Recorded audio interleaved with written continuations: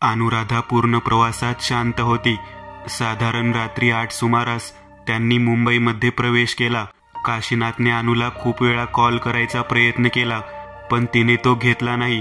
तिने घरी कॉल करून राधाकाकडे काशीनाथसाठी निरोप दिला होता की ती मुंबईला जात आहे सच्चिदानंद यांची भेट घेण्यासाठी, आणि तो निरोप काशीनाथला मिळाला होता आणि त्यामुळे त्याच्या रागाचा पारा चढला होता आणि म्हणून तो अनुला सतत कॉल करत होता. विनोदची गाडी एक बंगलोजवळ येऊन थांबली. अनुराधा आणि विनोद बाहेर आले. या मॅडम, आपल्याला ह्यांच्याकडे जायचे आहे, विनोद म्हणाला. बाहेर बंगल्याला कुंपण होते आणि तिकडून आतमध्ये एक सफेद रंगाचा भव्य असा बंगला दिसत होता. कुंपणाच्या आत पाय टाकल्या टाकल्या त्याचे स्वागत एका मंद सुगंधाने केले. तो सुगंध एवढा छान होता की आतापर्यंत असलेली चिंता, भय आणि काळजी सर्व काही क्षणात नाहीसे झाले. त्या दोघांनी बंगल्यामध्ये प्रवेश केला. समोर एक मोठा हॉल होता आणि त्यामध्ये अनेक लोक खाली बसलेले होते. एक खोलीबाहेर एक मुलगा उभा होता आणि तो थोड्या थोड्या वेळाने एक एक करत माणसांना आत सोडत होता. आतून घर खूप मोठे होते. साधारण 5 खोल्या होत्या. जिकडे अनु आणि विनोद बसले होते त्या प्रशस्त सभागृहात लोकांची उत्तम सोय केली होती. गरम होऊ नये म्हणून पंखे आणि पिण्याचे पाणी तिकडे होतेच. शिवाय त्या सभागृहाला खिडक्या 2 पेक्षा जास्त होत्या, ज्यातून हवा आत येत होती आणि बहुधा तो मंद सुगंध सुद्धा ज्याने अनुची काळजी कमी झाली होती. प्रत्येक व्यक्तीच्या आत जाताना जे दुःख किंवा तणाव चेहऱ्यावर दिसत होता तो बाहेर आल्यावर नव्हता. जे बाहेर पडत होते त्याच्या चेहऱ्यावर समाधान दिसत होते. साधारण 9:30च्या सुमारास त्यांचा नंबर आला होता. अनुराधा प्रथमच आत प्रवेश करत होती. आतमध्ये मंद सुगंध दरवळत होता. एक दिवा ज्याचा प्रकाश डोळ्यांना त्रास न देता शीतलता देत होता. समोर 2 आसने होती आणि त्या आसनांसमोर एक व्यक्ती बसली होती जिच्या चेहऱ्यावर तेज झाकले तरी दिसून येत होते. उंची साधारण 5 फूट 10 इंच, सावळा वर्ण, थोडे काळे सफेद केस, चमकदार डोळे, सरळ नासिका, भारदस्त शरीर आणि त्या चेहऱ्यावर निरागस हसू. त्यांना पाहून कोणाच्याही मनात देव पाहिल्याचे भाव येऊन हात जोडले जावे असे प्रभावी व्यक्तिमत्व. बोल विनोद, आज माझी आठवण कशी आली आणि या कोण? सच्चिदानंद मधुर आवाजात विचारले. त्यांचा आवाज खरंच खूप शांत होता आणि त्याचा चेहरा पण शांत होता. ह्या अनुराधा मॅडम, काशीनाथ निंबाळकर यांच्या पत्नी, विनोदने ओळख करून दिली. अनुराधाने नमस्कार केला. निंबाळकर म्हणजे ते फलटणवाले का? एवढे मोठे प्रस्थ आणि त्याचे माझ्याकडे काम? सच्चिदानंद हसत म्हणाले. हो, म्हणजे काम तसे होते म्हणून. बोलून अनुराधाने सर्व सांगितले. गोष्ट गंभीर आहे. अशी बाधा खाण्यातून किंवा कपडे नाहीतर रुमाल किंवा दागिना यातून होऊ शकते, जर कोणी केले असेल तर. किंवा अशी जागा जी पछाडलेली आहे तिकडे कधी नेत्रा गेली असेल तरी ते होऊ शकते. विनोद, एक काम कर, उद्या यांच्या सोबत जा आणि तिचे मित्रमैत्रिणीची यादी कर आणि त्यांना भेटून चौकशी कर की असे कुठे ते गेले होते. आणि अनुराधाताई, तुम्ही काळजी करू नका, मी 2 दिवसात येतो तिकडे. तोपर्यंत तुम्ही ही पूड तिच्या कपाळावर लावा, म्हणजे ती शांत राहील.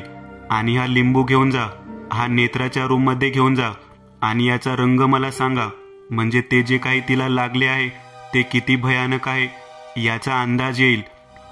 विनोद, मला फोन करून सर्व कळव, सच्चिदानंद म्हणाले. ते तुमचे किती पैसे द्यायचे?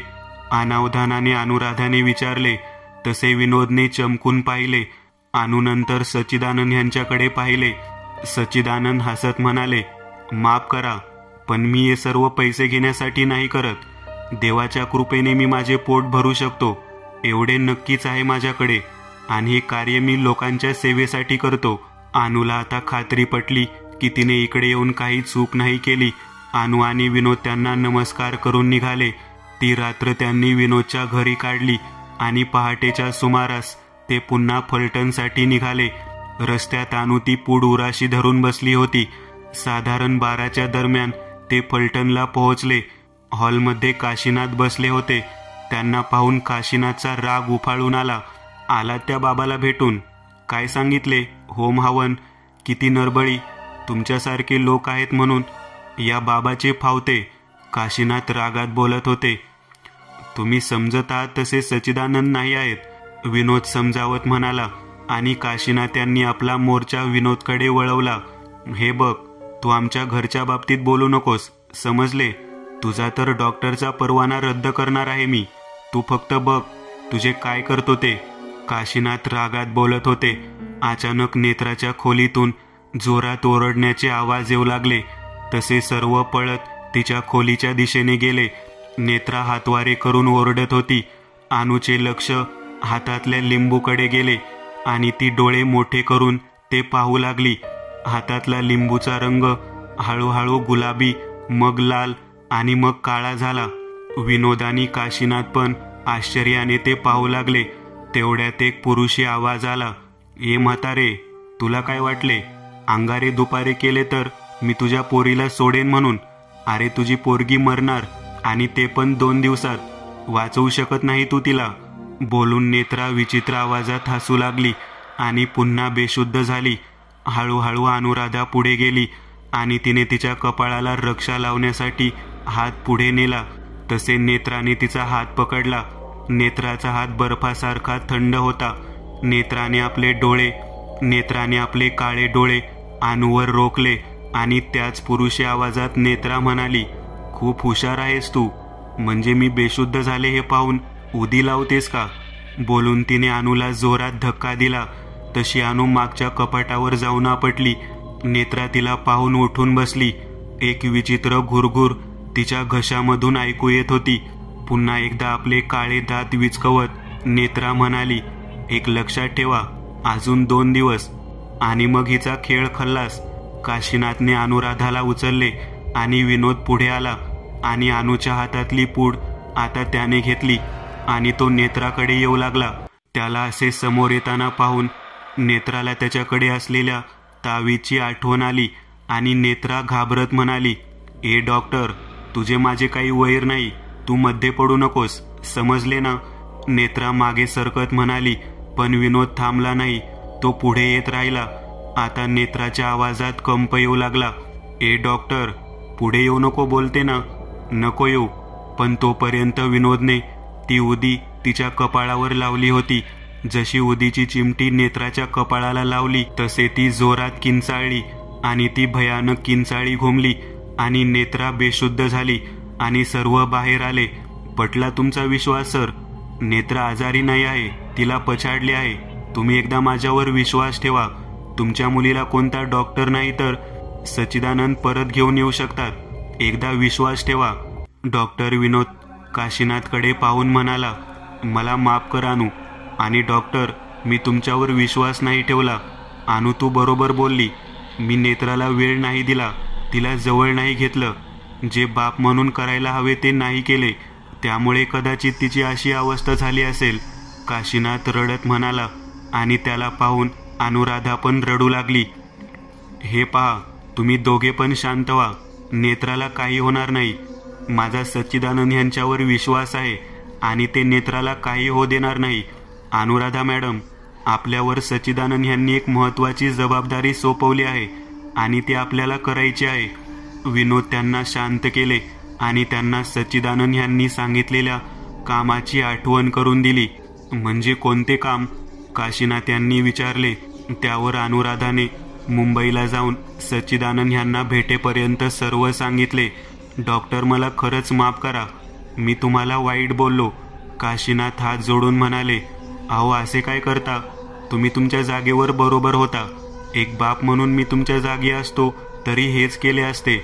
विनोद म्हणाला, अनुराधा मॅडम, आपल्याला लवकरात लवकर सच्चिदानंद यांनी जे काम दिले आहे ते करावे लागेल. विनोद अनुराधाकडे पाहत म्हणाला, हो डॉक्टर, मी तिच्या सर्वात जवळच्या मैत्रिणीला बोलावते, म्हणजे तिच्याकडून आपल्याला काही गोष्टीचा तरी खुलासा मिळेल.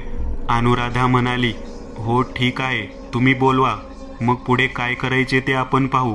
विनोद म्हणाला आणि अनुराधाने फोन लावायला सुरू केले. हॅलो, कोण? अश्विनी का? हां अश्विनी, मी नेत्राची आई बोलते आहे. जरा घरी येऊन जाशील का? काय झाले काकू? नाही म्हणजे नेत्रा ठीक आहे ना? एवढे दिवस झाले ती ना कॉलेजला आली ना कॉल घेत आहे. सर्व ठीक आहे ना? अश्विनीने विचारले. हो, सर्व ठीक आहे. तू एकदा घरी येऊन जा, थोडे बोलायचे होते, अनुराधा म्हणाली. ठीक आहे काकू, आज संध्याकाळी येते, बोलून अश्विनीने कॉल ठेवून दिला. संध्याकाळी साधारण 7च्या सुमारास एक तरुणी काशीनाथ यांच्या बंगल्यात प्रवेश करती झाली. जेमतेम 5 फूट आणि 3 इंच उंची, गोरा वर्ण आणि महागातले कपडे तिने परिधान केले होते. तिने आत येऊन सोफ्यावर पाठमोऱ्या बसलेल्या अनुराधाच्या खांद्यावर हात ठेवला. तसे अनुराधाने दचकून मागे पाहिले. नमस्कार काकू, तुम्ही मला बोलावले. आणि नेत्रा कुठे आहे? ती ठीक तर आहे ना? म्हणजे तिने ना कॉल केला ना कॉल उचलला. कॉलेजला पण खूप दिवस झाले दिसली नाही. खरे तर मी येणारच होते, तेवढ्यात तुमचा फोन आला, ती तरुणी भराभर बोलली. नाही, बरेच झाले तू आली अश्विनी. थांब, तुला कोणाशी तरी ओळख करून द्यायची आहे. तू बैस, मी आले, बोलून अनुने अश्विनीला बसवले आणि ती डॉक्टरांच्या रूमच्या दिशेने निघाली. डॉक्टर, अश्विनी आली आहे, अनुराधा म्हणाली. अच्छा, एक काम करा, तुम्ही तिला नेत्राच्या रूममध्ये घेऊन जा, मी तिकडे येतो, विनोद म्हणाला. ठीक आहे डॉक्टर, पण नेत्रा? संकोचून अनुराधाने विचारले. काही काळजी करू नका, ती काही करणार नाही. सच्चिदानंद यांनी उदी दिली आहे ना, ती तिच्या कपाळावर आहे. अश्विनीला काही होणार नाही, विनोद म्हणाले आणि अनुराधा खाली आली. अश्विनी, माझ्यासोबत चल, अनुराधा म्हणाली. त्यावर अश्विनी उठली. काकू, कुठे जायचे आहे? अश्विनीने विचारले. नेत्राच्या रूममध्ये, अनु म्हणाली आणि पुढे चालू लागली. अनुने नेत्राच्या रूमचा दरवाजा उघडला आणि अश्विनीने नेत्राकडे पाहिले. अनेक अस्फुट किंकाळी अश्विनीच्या तोंडातून बाहेर पडली. अश्विनी समोर नेत्राच्या रूपात एक सांगाडा होता. नेत्राच्या डोक्याचे केस विरळ झाले होते, डोळे खोल गेले होते, शरीराची त्वचा अंगाला चिकटली होती, गाल सुकून आत गेले होते, छाती लोहाराच्या भात्यासारखी वर खाली होत होती. परीसारखी सुंदर नेत्रा आता भयानक आणि विद्रूप दिसू लागली होती. तिला पाहताना अश्विनीच्या डोळ्यात आपोआप पाणी आले होते. श्वास घेताना घशातून एक गुरगुर ऐकू येत होती. अश्विनी, पाहिले नेत्राची अवस्था? अश्विनीच्या मागून एक पुरुषाचा आवाज आला. तसे तिने चमकून मागे पाहिले. अश्विनी, मी ओळख करून देते, हे डॉक्टर विनोद, मानसोपचार तज्ज्ञ आहेत आणि हेच आता नेत्रावर उपचार करत आहेत, अनुराधा म्हणाली. अश्विनी, मला काही प्रश्नाची उत्तरं हवी आहेत, म्हणजे तुझी काही हरकत नसेल तर, विनोद म्हणाला. तसे अश्विनीने डोळे पुसले आणि म्हणाली. मदत? पण मी काय मदत करणार तुम्हाला? अश्विनीने आश्चर्याने विचारले. तसे विनोदने तिला हाताने खुणावून बाहेर बोलावले. अश्विनी, मला सांग, तुम्ही या 1 महिन्यामध्ये कुठे बाहेर गेला होता का? जिकडे कोणी जात नाही किंवा ती जागा विचित्र आहे, असे ठिकाण जिकडे जाण्यास मनाई आहे? विनोदने भराभर सर्व प्रश्न विचारले. नाही, असे कुठे आम्ही तरी मागे किंवा या महिन्याभरात गेल्याचे मला तरी आठवत नाही आहे. आम्ही जातो ते मित्रांच्या घरी किंवा कोणाच्या तरी फार्म हाऊसवर, बाकी कुठे असे नाही, अश्विनीने आठवून सांगितले. ठीक आहे, मला सांग, नेत्राचे कोणाशी भांडण झाले असेल असे काही, किंवा तिला कोणी धमकी दिली असेल, काही घडले होते का? विनोदने पुढील प्रश्न विचारला. थोडा विचार करून अश्विनी म्हणाली. हो, समीर म्हणून एक मुलगा आहे आमच्या ग्रुपमध्ये, त्याने अनेक वेळा नेत्राला लग्न करशील का म्हणून विचारले होते, पण तिने दरवेळी त्याला नकार दिला होता. त्या दिवशी जे काही झाले ते मला अजून आठवत आहे. नेत्राचा वाढदिवस होता आणि तो आम्ही तिच्या फार्म हाऊसवर साजरा करत होतो. खरे तर समीरला निमंत्रण दिले नव्हते, तरी तो आला होता आणि त्याला पाहून नेत्राला प्रचंड संताप झाला होता. ह्याला कोणी बोलावले इकडे? नेत्रा चिडून म्हणाली. मला पण नाही माहीत याला कोणी बोलावले, अश्विनी आश्चर्याने म्हणाली. समीर हातामध्ये लाल फुलांचा बुके घेऊन नेत्रासमोर आला आणि तिच्या हातात बुके देत तिला विश केले. तुला आमंत्रण कोणी दिले, ते पण माझ्या पार्टीमध्ये? नेत्राने रागात विचारले. आमंत्रण? मला आमंत्रणाची गरज काय? माझ्या होणाऱ्या बायकोचा वाढदिवस आहे. समीर हसत म्हणाला, काय होणारी बायको? तुझी लायकी तरी आहे का माझ्या चप्पल जवळ उभी राहण्याची? अरे तुझ्यासोबत तुझे सगळे खानदान विकत घेऊ शकते मी, आणि तू माझ्याशी लग्न करायची स्वप्न पाहत आहेस. तुझी तर माझ्या चप्पल जवळ पण उभी राहण्याची लायकी नाही. निघ इकडून, नाहीतर हाकलून द्यायला सांगेन. कुठून येतात भिकारी काय माहीत. नेत्रा रागात म्हणाली. समीरने तिचे चुंबन घेण्याचा प्रयत्न केला, तसे तिने त्याच्यापासून स्वतःला सोडून त्याच्या कानाखाली वाजवली. तुझी लायकी आहे का हरामखोर? तू माझ्या शरीराला स्पर्श केला. गटारात वाढणारी कीड तू. माझ्या अंगाला हात लावण्याची तुझी हिंमत झाली कशी? असे बोलून तिने समीरला मारले आणि तिच्यासोबत जे तिचे नौकर होते त्यांनी समीरला मारून फार्म हाऊसच्या बाहेर फेकून दिले. नेत्रा, हे तुला खूप महागात पडेल.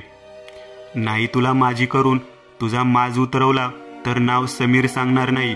समीर धमकी देऊन निघून गेला. अश्विनीने सर्व हकीकत विनोदला सांगितली. असे झाले तर मला समीरचा नंबर देशील का? विनोदने विचारले. हो, 1 मिनिट, हा नंबर घ्या. बोलून विनोदला समीरचा नंबर अश्विनीने दिला. डॉक्टर, नेत्रा बरी होईल ना? अश्विनीने विचारले. हो, म्हणजे मी नक्की प्रयत्न करतो. धन्यवाद तुझी माहिती दिली त्यासाठी. अजून काही लागले तर मी तुला कॉल करतो, विनोद म्हणाला. हॅलो समीर, मी विनोद बोलतो आहे. मला तुझ्याशी एका महत्त्वाच्या विषयावर बोलायचे आहे. विनोदने समीरला कॉल केला. माफ करा, पण मी आपल्याला ओळखले नाही, समीरने उत्तर दिले. अरे मी नेत्राचा मित्र आहे आणि ती पण येणार आहे माझ्यासोबत. खरे तर तिलाच तुझ्यासोबत काहीतरी बोलायचे आहे, विनोदने खोटे सांगितले. नेत्राला आणि माझ्याशी काय बोलायचे आहे? हे बघ, ते काही माहीत नाही, पण तिचा मूड तर छान वाटत होता आणि तिनेच आता मला सांगितले की तिला तुझ्याशी काहीतरी बोलायचे आहे, पण इकडे फोनवर नाही, कुठेतरी बाहेर भेटून. विनोदने सराईतपणे खोटे सांगितले. हां ठीक आहे, मी तयार आहे. उद्या सकाळी 11 वाजता मला पोटभर या रेस्टॉरंटमध्ये भेटा. पण नक्की उद्या नेत्रा येणार ना? माझी मस्करी तर करत नाही ना तुम्ही? सांशक मनाने समीरने विचारले. अरे नाही, तुझी मस्करी करून मला काय मिळणार? उद्या तुला आम्ही भेटतो ठीक 11 वाजता, बोलून विनोदने कॉल ठेवून दिला. उद्या मी समीरला भेटून घेतो, पाहतो काही माहिती मिळते का, विनोदने काशीनाथ आणि अनुराधाला सांगितले. विनोद, उद्या आम्ही पण येऊ का सोबत? काशीनाथने विचारले. नाही सर, मला त्याची गरज वाटत नाही. तुम्ही इकडे राहा आणि नेत्राची काळजी घ्या.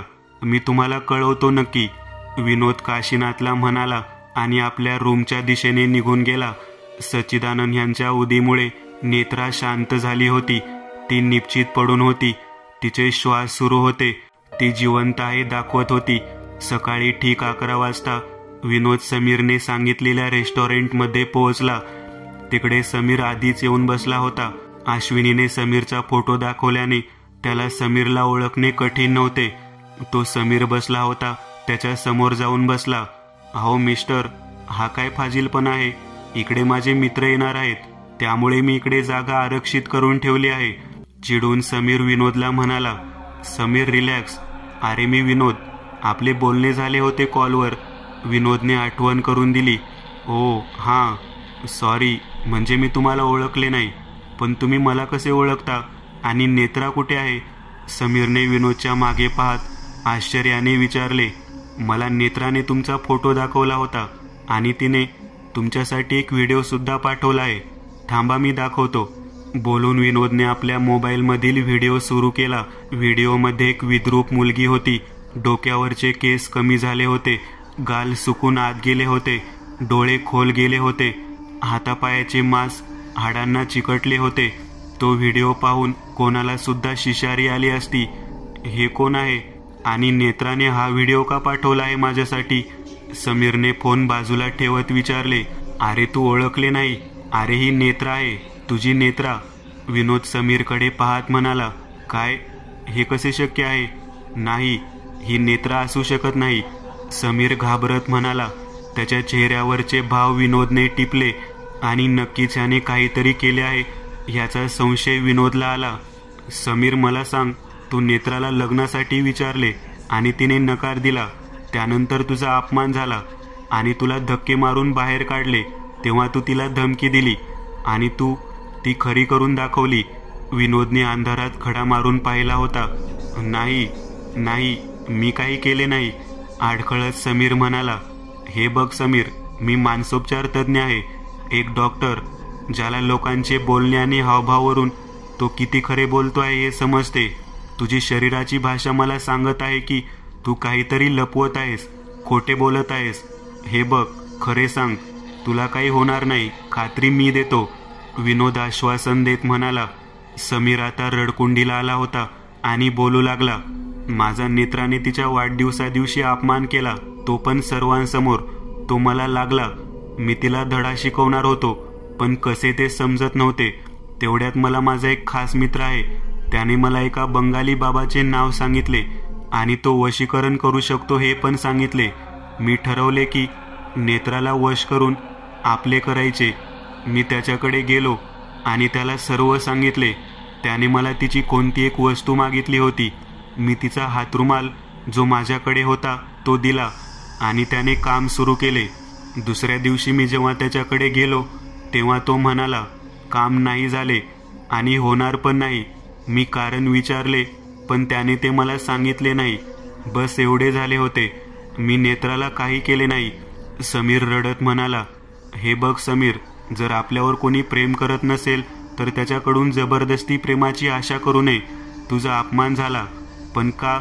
ती तुला पसंत करत नव्हती तर तू तिच्या मागे का लागला होता? अरे कोणी दुसरी मुलगी असेल जिला तू आवडत असशील. हे बघ, एक मित्र म्हणून मी सल्ला देतो, हे असले उद्योग करू नको, नाहीतर एक दिवशी ते तुझ्या अंगाशी येईल, लक्षात ठेव. आणि मला त्या बाबाचा पत्ता दे. विनोदने समीरकडे पत्ता मागितला आणि सच्चिदानंद यांना कॉल केला. माफ करा, मी तुमचा वेळ घेतो आहे, पण मला काही माहिती मिळाली आहे. बोलून विनोदने त्यांना सर्व घटना सांगितली. हे तर उत्तम काम झाले. आता एक काम कर, त्या बाबाला भेट आणि त्याच्याकडे काही माहिती मिळते का पहा. दिवस कमी आहे, मी उद्या पहाटे तिकडे येईन. बोलून सच्चिदानंद यांनी कॉल ठेवून दिला. सच्चिदानंद यांच्या सूचनेप्रमाणे तो त्या बाबांना भेटीला गेला. बाबाची जागा एका छोट्या गावाच्या बाहेर एक झोपडी होती. विनोद त्या झोपडीजवळ पोहोचला तसे त्याच्या कानावर काही विचित्र आवाज पडू लागले. आतमध्ये 2 पुरुष आणि एक स्त्री मंत्राचे पठण करत होते. विनोद दरवाजाजवळ आला आणि धाडकन त्याने दरवाजा उघडला. आतमध्ये असलेले ते तिघे पण दचकून त्याच्याकडे पाहू लागले. विनोदने आत पाहिले तर एक काळ्या कपनीमध्ये एक बाबा बसला होता. डोक्याला काळे भस्म, लांब जटा, गळ्यात रंगीबिरंगी माळा. त्याच्यासमोर एक सुशिक्षित दिसणारे जोडपे बसले होते. काय सुरू आहे इकडे? विनोदने कडक आवाजात विचारले. हे विचारणारा तू कोण? माझ्या विधीमध्ये विघ्न आणू नकोस, नाहीतर मी तुला भस्म करीन. बाबाने सुद्धा रागात विचारले. मी कोण माहीत आहे का? मी इन्स्पेक्टर आहे आणि इकडे चौकशीसाठी आलो आहे. हे सर्व पाहून तुला अटक करू शकतो, समजले का? विनोदने खोटे सांगितले. पोलीस, माफ करा, मी नको तसे बोललो तुम्हाला. बाबा नरम आवाजात म्हणाला. ठीक आहे, तुम्ही दोघे जोडपे चला निघा इकडून, पुन्हा इकडे येऊ नका. जोडप्याकडे पाहत विनोद म्हणाला. तसे ते जोडपे पळत बाहेर पडले. माझ्याकडे काय काम काढले? बाबाने विचारले. ह्याला ओळखतो का? समीरचा फोटो दाखवत विनोदने विचारले. बाबांनी फोटो नीट निरखून पाहिला आणि म्हणाला. हो ओळखतो, वशीकरणसाठी आला होता, पण ह्याचे काम नाही झाले. नाही झाले म्हणजे? तू केले नाही की झाले नाही? मी केले होते. एक गुलाम मी वशीकरणासाठी पाठवला होता, पण तो माघारी आला. अहो साहेब, तिच्यावर आधीच कोणीतरी जालीम करणी केली होती. एवढी जालीम की माझा गुलाम पण घाबरून परत फिरला. बाबा घाबरत म्हणाला. असे आहे तर ठीक आहे, अजून काही लागले तर चौकशीला परत येईन. आणि हो, इकडून कुठे पळून जायचे नाही. विनोदने बाबाला सज्जड दम दिला. नाही जाणार साहेब, पण मला अटक करू नका, बाबा घाबरत म्हणाला. विनोद तिकडून निघाला. त्याला बऱ्याच गोष्टीचा उलगडा झाला होता. त्याने सच्चिदानंद यांना कॉल करून इकडे जे काही घडले त्याची माहिती दिली. सच्चिदानंद यांनी सर्व ऐकून घेतले आणि म्हणाले. विनोद, मला वाटले होते ते खरे झाले. ही जालीम करणी आहे. तू एक काम कर, या बाबाचा पत्ता पोलिसांना दे, ह्याला अटक होऊ दे, कारण असे बुवा बाबा लोकांना लुबाडून त्याच्यावर आपले घर चालवतात. मी उद्या येतोच आहे, बोलून सच्चिदानंद यांनी कॉल ठेवून दिला. सच्चिदानंद यांनी सांगितल्याप्रमाणे विनोदने पोलिसांना कॉल केला आणि बाबाचा पत्ता देऊन त्याला अटक करायला लावली. सर्व संपेपर्यंत रात्र झाली होती. विनोद बंगलोवर गेला तसे तिकडे अनुराधा आणि काशीनाथ त्याची वाट पाहत होते. विनोद आला तसे अनुराधा पुढे आली. विनोद, काय झाले? समीर भेटला का? त्याने केले आहे ना सर्व? अनुराधाने विचारले. त्यावर विनोदने मानेने नकार दिला. समीर भेटला, पण त्याने काही केले नाही. त्याने प्रयत्न केला होता, पण ते त्याला जमले नाही. मग हे कोणी केले असेल? काशीनाथ चिंतेच्या स्वरात म्हणाले. माहीत नाही, आपल्याकडे फक्त 2 दिवस आहे. काही समजत नाही. उद्या पहाटे सच्चिदानंद येत आहेत इकडे. आता तेच काहीतरी करू शकतील, विनोद म्हणाला.